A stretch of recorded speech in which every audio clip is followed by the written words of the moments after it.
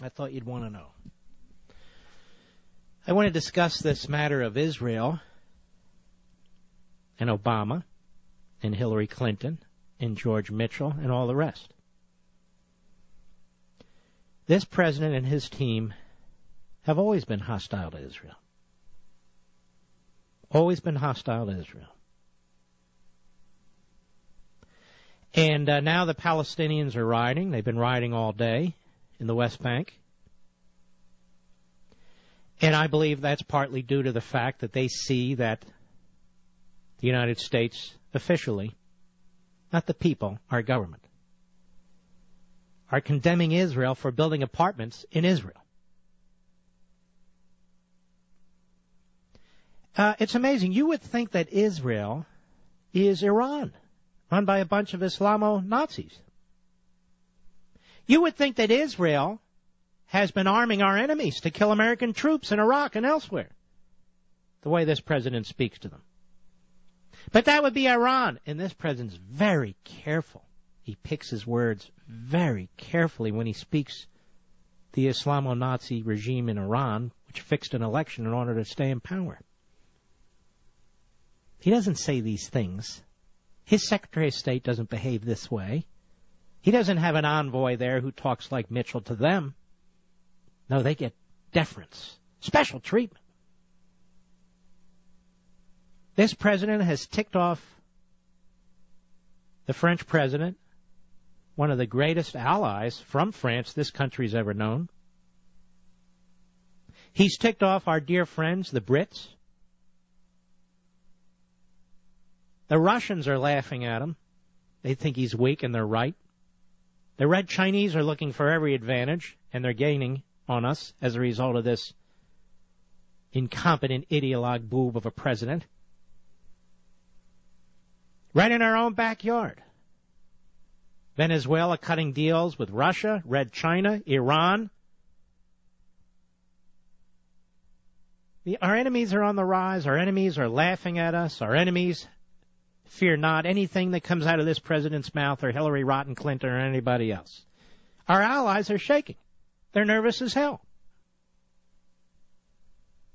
Now here we have this tiny, tiny little country, Israel. And we're led to believe that if Israel would just give back more land to the Palestinians, even though they keep giving land to the Palestinians, if Israel would make itself the size of half of Rhode Island, that this would be peace in the Middle East. The Sunnis and the Shiites, they'd all get along beautifully. The Arabs and the Palestinians, they'd really get along great.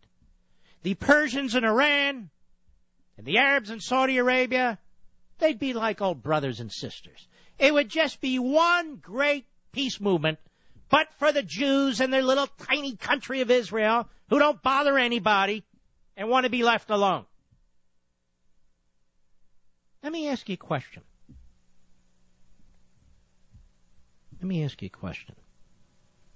How many apartments have been built in Saudi Arabia in the last year? Do we know? No. Do we care? No. How many apartments have been built in Egypt in the last year? Do we know? No. Do we care? No. How many apartments have been built in Iran? Do we know? No. Do we care? No. How about Syria? How about Lebanon? No. We don't give a damn how many apartments have been built in Camden, New Jersey. But for some reason, we think that if the Israelis build an apartment complex with 1,600 units, that stands in the way of peace with Hamas and Fatah and Hezbollah and Iran and all the rest of them. You got to be kidding me. So the vice president, the dumbest man to ever be vice president, having been the dumbest man to ever serve in the Senate, old Plugs Biden, he goes over there and gives the bird, essentially, to the Prime Minister of Israel, Netanyahu. He's 90 minutes late. He wouldn't do that to the head of the Communist Party in China. He wouldn't do that to Putin.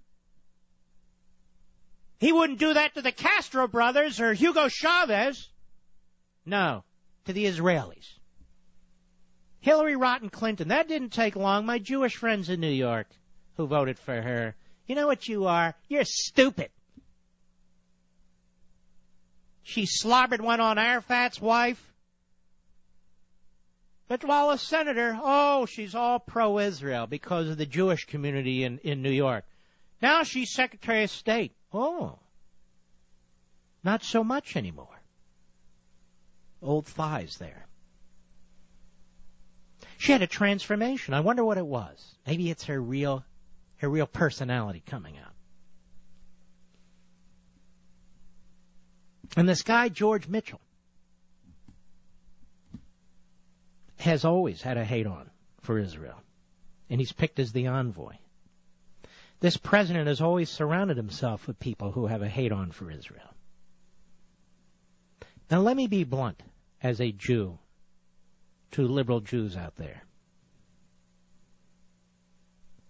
Have you lost your minds? What is it?